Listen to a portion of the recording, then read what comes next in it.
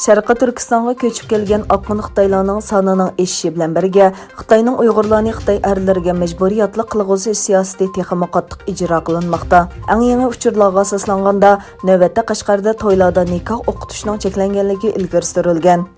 Erkin Osiyo radiosi bu uchurlarni dalillash uchun Qashqar viloyatlik xalq ishlari idorasi bilan aloqalashgan. Telefonni olgan xodimlar dastlabda diniy ishlar idorasi qatorliq organlarni izlash kerakligini aytgan bo'lsa-mu, lekin Qashqarda diniy qoidalar bo'yicha nikoh o'qitishga ruxsat qilinmaydiganligini, o'ylanish rasmiyatining to'y xati ilish bilan tamomlanadiganligini aytgan.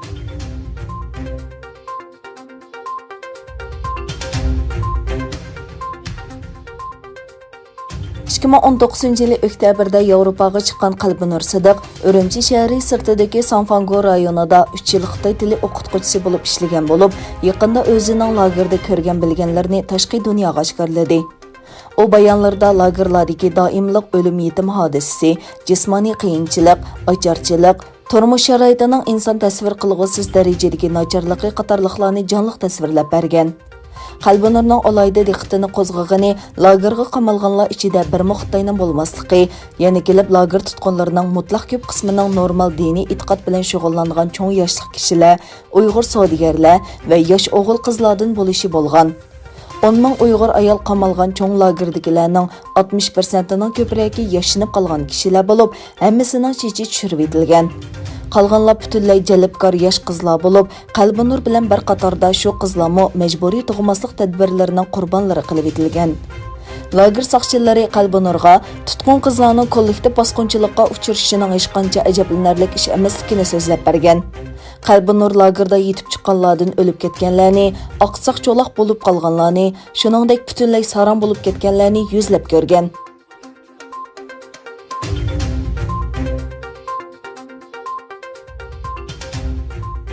Sharqiy Turkistonda davomlashayotgan fojialarga oid texnik ko'p isbotlarning sirtqi dunyoga oshkorlanishiga ergishib, Amerika Tashqi ishlar ministrligi Xitoy hukumatining bu rayondagi aloqador tadbirlarini yana bir qatim qattiq tanqid qildi.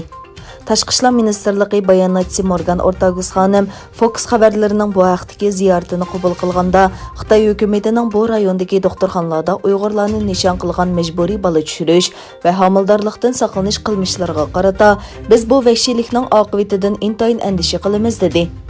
Xitoy hukumati hozirgacha bu masaladagi barliq tanqidlarni rad qilib, xalqaro dokladlarni va Adrian Zinis qatorliq mutaxassislarning fikrini rad qilishga urinib keldi.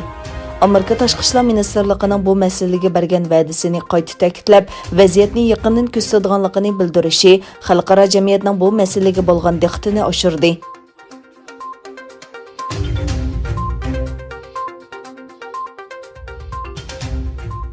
Amerika Tashqi ishlar ministri Mike Pompeo Amerika matbuotlariga bergan bayonotida Eronga qaratilgan qurol embargosi haqida to'xtaldi. Ministr Pompeo agar Eronga yurgizilgan jazoga amal qilmasa, Rossiya va Xitoyga qarshi barliq ishlarni qiladiganligini bayon qildi. Pompeo mundaq dedi: Birlashgan Davlatlar Tashkilotining embargosi rad qilinsa, men sizlarga kafolat qila olamanki, Xitoy va Rossiya qurol-yarog' ombiridagi barliq narsalarni Eronga bizga tahdid selishi uchun yetkazib beradi. Biz yana butun kuchimiz bilan ularning qurol-yarog' bilan ta'minlaguvchiga aylanishining oldini olamiz. Pompeo yana o'zining ittifoqdoshlari Angliya, Fransiya va Germaniyaning Amerikaning Eronga qaratilgan qurol embargosini muddatsiz uzartish qarorini qo'llamaganligini qattiq tanqid qildi. Yevropaning qurol embargosini muddatsiz uzartishni qo'llamaydiganligini tushunishga bo'lmaydiganligini bayon qilgan Pompeo mundaq dedi: Meningcha Birlashgan Davlatlar Tashkilotidagi bu muhim masalada Rossiya va Xitoyni qo'llashi dunyo uchun haqiqatan xatarlik.